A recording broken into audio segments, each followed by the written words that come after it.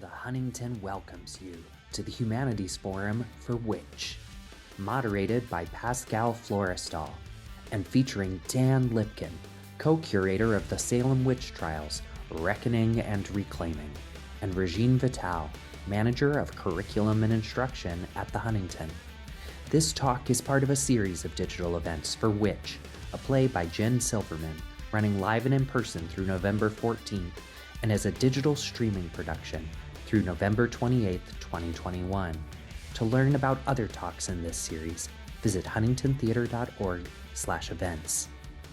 All events at the Huntington include a land acknowledgement. The Huntington acknowledges that our physical spaces stand on the occupied homeland of the Massachusetts people.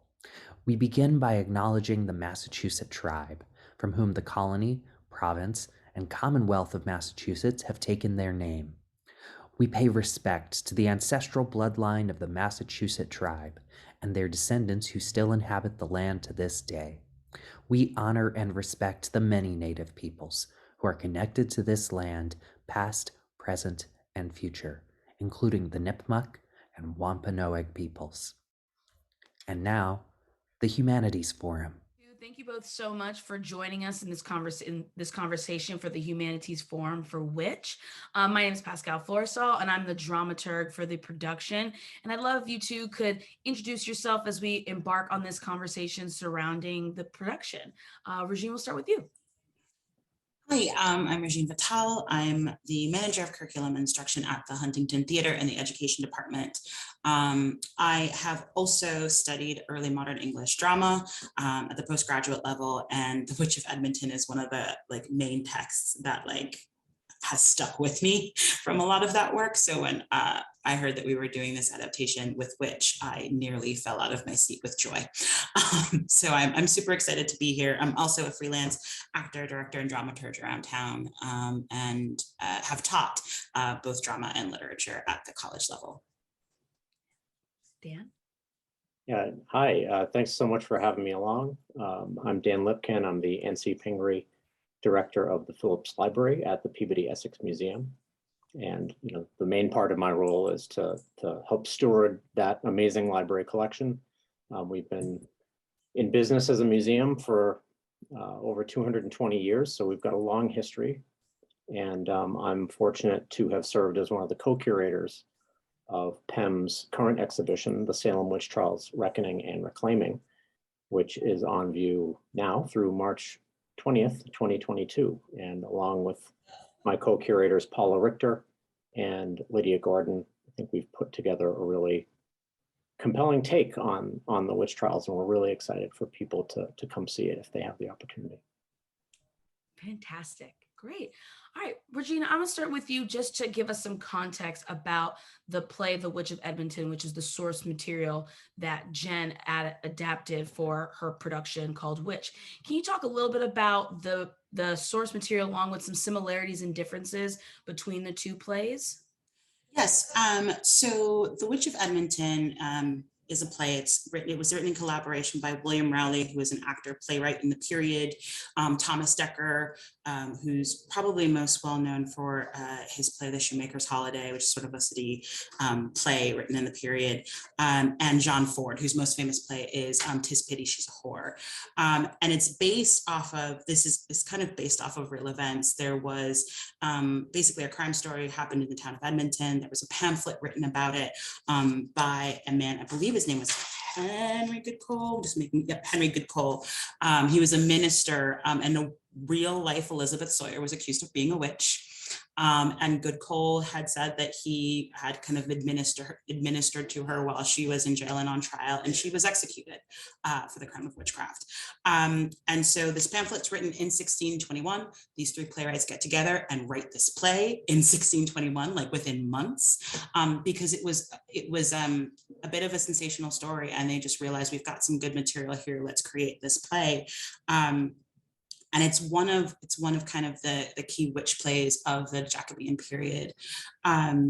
There are what Jen Silverman has done is she's really condensed it down. There are a couple of different plot threads in the play. Elizabeth Sawyer's thread as a witch is just kind of one of them. It affects everything in the play. Her story does touch on all the other characters and the things that they're going through, but you don't actually meet the Witch of Edmonton until the second act. Around that is the Frank Thorny story. Frank is somebody who works for a man named Sir Arthur.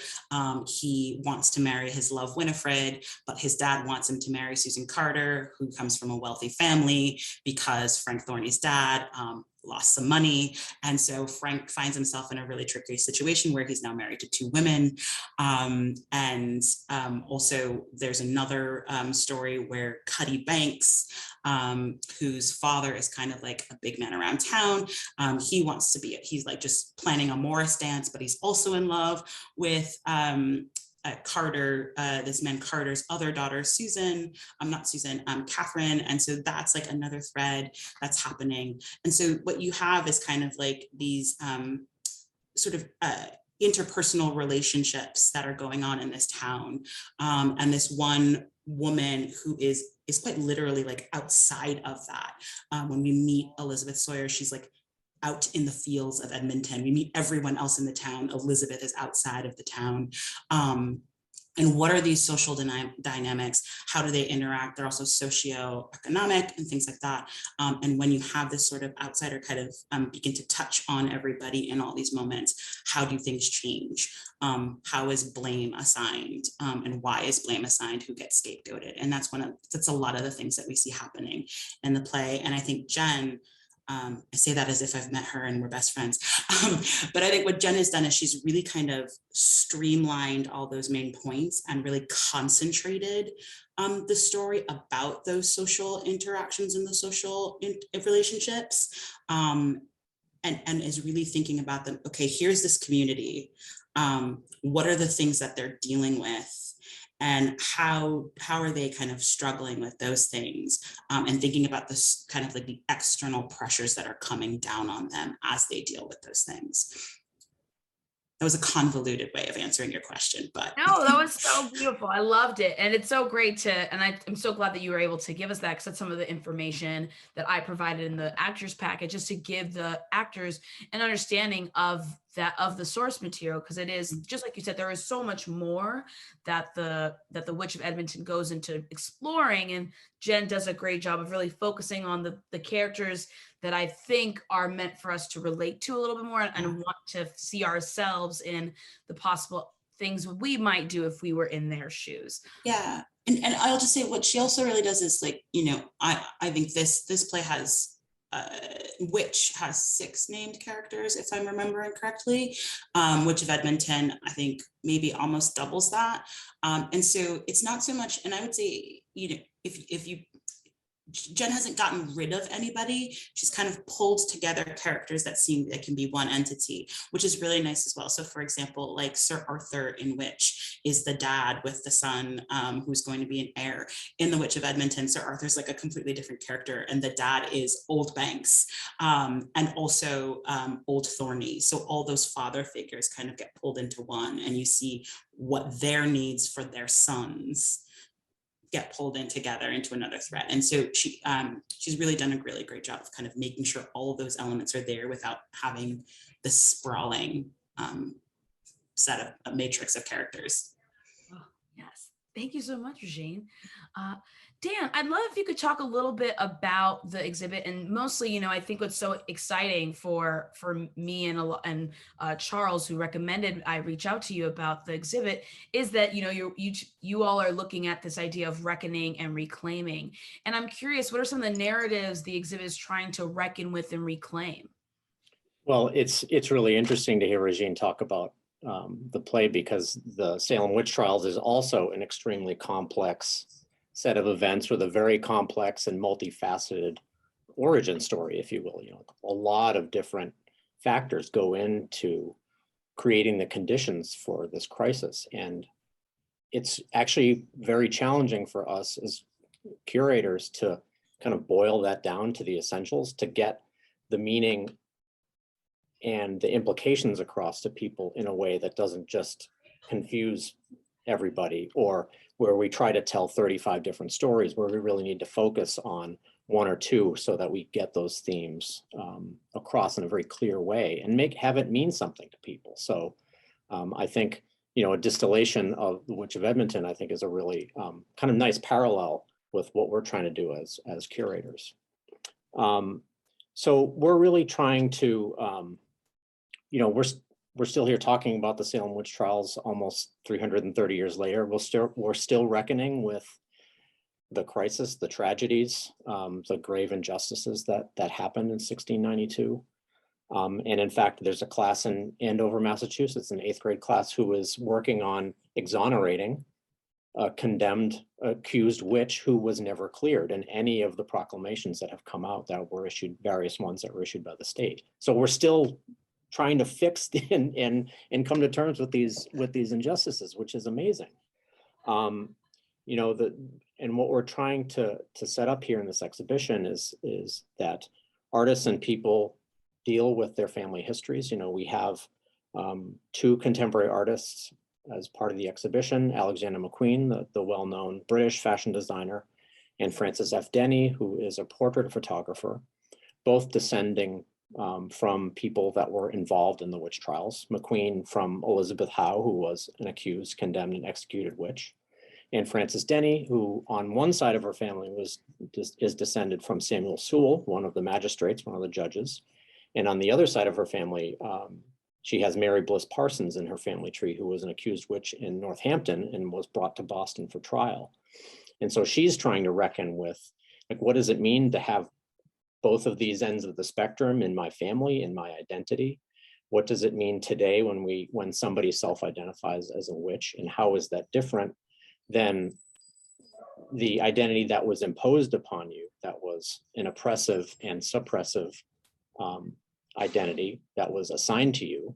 There were no witches in 1692. This is one of the things we like to say is, these people were falsely accused, brought to trial because they were different, because they were outsiders, often groundless accusations based on this kind of fake evidence of visions. And that's very, very different than the witches we have among us today, who are claiming that identity, who are taking back that agency and that power. And that's a really powerful juxtaposition to set up. And that's one we're trying to get across to people. Oh, that's so fascinating to hear. Oh, and what a great time for us this production to be happening, and for the exhibit to be opening. It was so serendipitous for us to find it. Great. So Regine, I'd love to talk a little bit more about, it's so great to hear Dan, speak to this idea of, the reclaiming of these, of being, not being a witch, but of this idea of what it represents. And I'm curious what you think the writers of The Witch of Edmonton were hoping to accomplish with this play, because as you mentioned, it is one of the first plays that really dives into this world of witches and witchcraft. And I'm curious if you have any thoughts on what their hopes were for this production or this play in general. Yeah, I think there are a couple of things going on. I think the, playwrights in the period, what content is at a premium, right? Being able to have material that's going to be compelling for folks to come and see a play. I think that, it's written in 1621. James is still on the throne. James was fascinated, maybe even a little bit obsessed with the idea of witches. He wrote a book on witches and demons, the Demonology, in 1597. It is thought that maybe Shakespeare wanted to include some witches in Macbeth in 1606 because he knew it was a subject the king was interested in. There are lots. This is kind of a bit of a genre within the field, witch plays. There's The Witch by Middleton, which is almost 8 years before, about 8 years before The Witch of Edmonton. In the Caroline period, which in 1634, there will be The Late Witches of Lancashire. Even The Tempest is sometimes considered a witch play. So there is a fascination at this moment, and it goes back even before that. Dr. Faustus by Christopher Marlowe is a witch play. Yes, it's a dude, but it's a witch play, right? I'm a little bit like when Dan said Alexander Mcqueen, a designer I love, descendant of a witch, Elizabeth Howard, immediately made me think of, because Alexander Mcqueen has Scottish heritage, and I'm wondering if it was like the North Berwick witch trials, because that would have been a set of witch trials which King James sort of, not sort of participated in. It was kind of a small like thing that devolved into a big political scandal. And once James got involved, he just believed that a bunch of witches decided to kill him and his new bride at sea while on their honeymoon. And so this would have been known when James came to the throne in 1603. So if you're writing pieces for that the king is going to know about, like you might include some of this information. So I think that's part of it. I think it's just the fact that the content would be compelling. But when you take like the witch story and put it side by side, I think with like the Frank Thorny story in The Witch of Edmonton, and even the Cuddy story a bit in The Witch of Edmonton, I think one of the things we're seeing is how the way we scapegoat the outsiders, right? I actually have this pulled up because when I was looking at the text again, it always like just shocks me, like just how honest Mother Sawyer or Elizabeth Sawyer is allowed to be in the text. When we first meet her like first like monologue, she's asking, why does everybody want to treat me horribly? And she says, because I am poor, deformed, and ignorant, and like a bow buckled and bent together by some more strong in mischiefs than myself. Must I for that be made a common sink for all the filth and rubbish of men's tongues to fall and run into? She is outside of the norm. It's not just so much she's easy to scapegoat because she's old, but she deviates from what the norm is. And in this period, norms, even if they're not enforced in like a very like strict sense that we would think of, there's still this idea of what are the social norms. A woman who deviates from mild, from docile, from submissive, a woman who's not married, who's on her own, who maybe has a little too much agency, and not just because she could do whatever she wants, but like who's in charge, right? We don't know what to do with that. And so any sort of figure who deviates, who is a deviant, not just because they're doing deviant things, but is just deviant from the norm, gets labeled in this way, and there are repercussions from that. Mother Sawyer hasn't done anything wrong, and yet everybody blames her for everything. And so what she ends up doing is like, fine, you want to treat me like a witch? Then I will be a witch. And the devil shows up. She almost invokes him. The devil shows up when she curses, when she begins to curse other people, which is the witchiest thing you can do. Right. And that's when the devil comes up and says, hey, I heard you want to hang out? Let's be friends.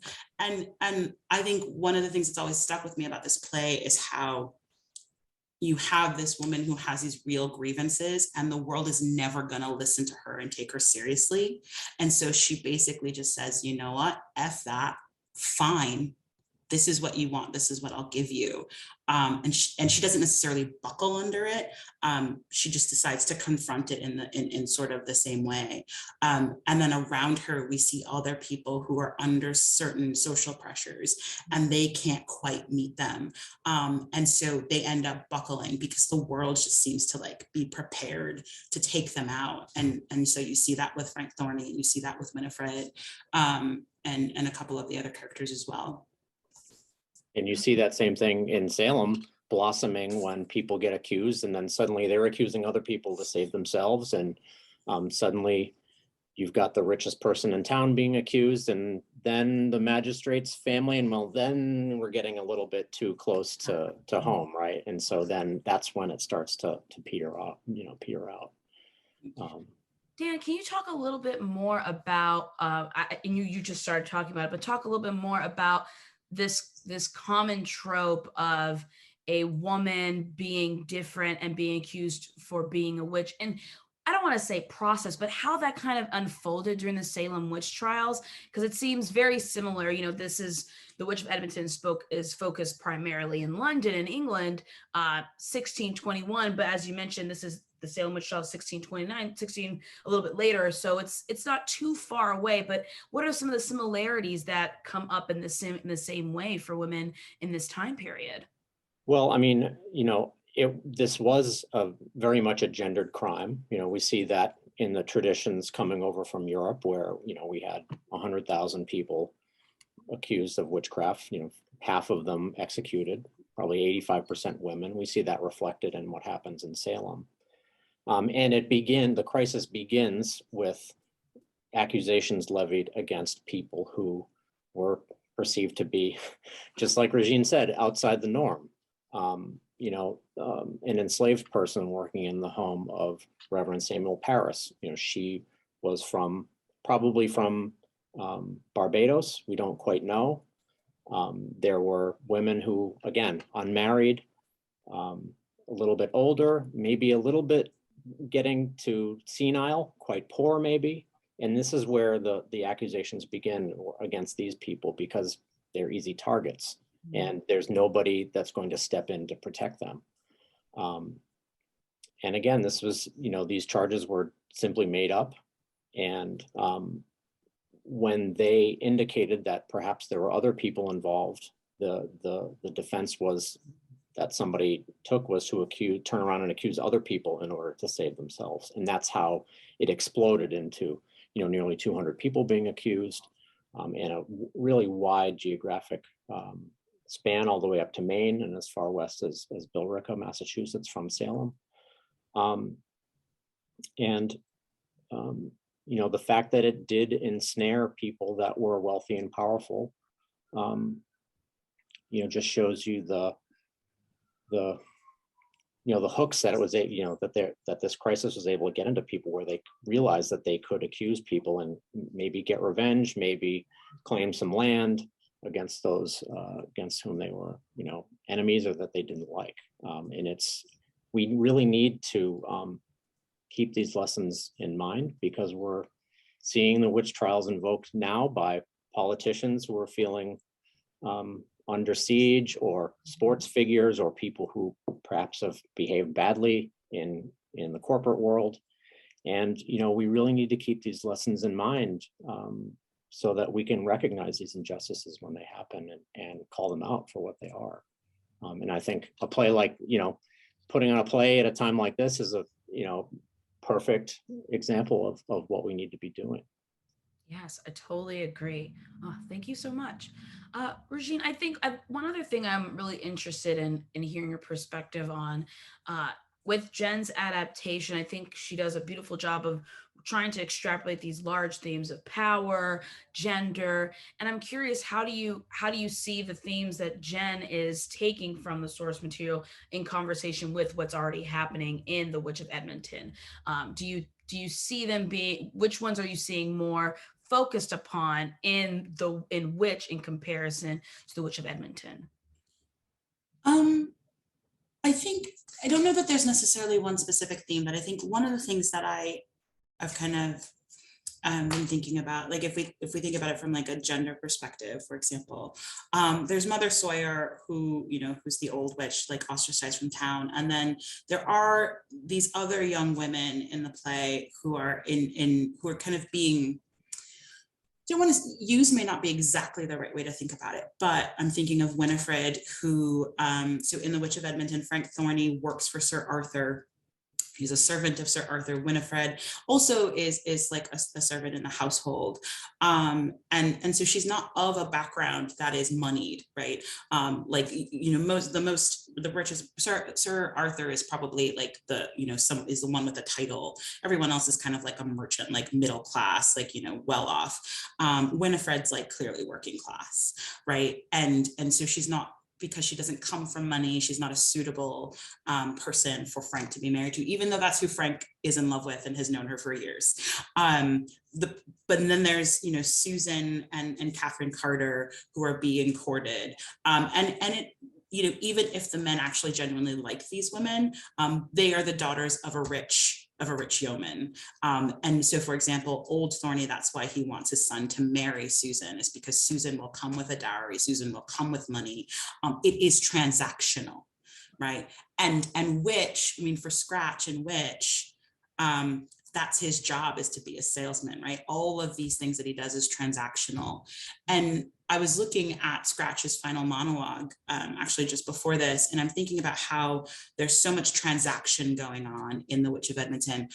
Even Sir Arthur, when he realizes that that Frank has married Winifred in secret, he says, I will help you out. I'll give you some money to help you out since you need to keep this secret from your father, and I'll cover your secret. The underlying reason why Sir Arthur wants to do that is because he has been fooling around with Winifred. Winifred is pregnant. We don't know who the father is, and Frank Thorny is helping him out. Well, even though Frank doesn't know that. So there's this weird, like, it's a, kind of secret transactional thing that's happening, but he's paying this person who works for him to take care of his mess, even though that person doesn't know that. And so that sort of transactional thing that happens in the play all the time, there's always money kind of like being talked around in the background. And we see kind of Scratch dealing with that in the way that he's approaching the different people that he's trying to tempt. It is a transaction. Even the devil figure in The Witch of Edmonton, who's in the shape of a dog. It's a black dog that Elizabeth Sawyer names Tom. It's like a trade-off, right, for them. You give me your soul, whatever you need me to do, I'll do. And it's a bargain that's never even. It's a bargain that's never fair.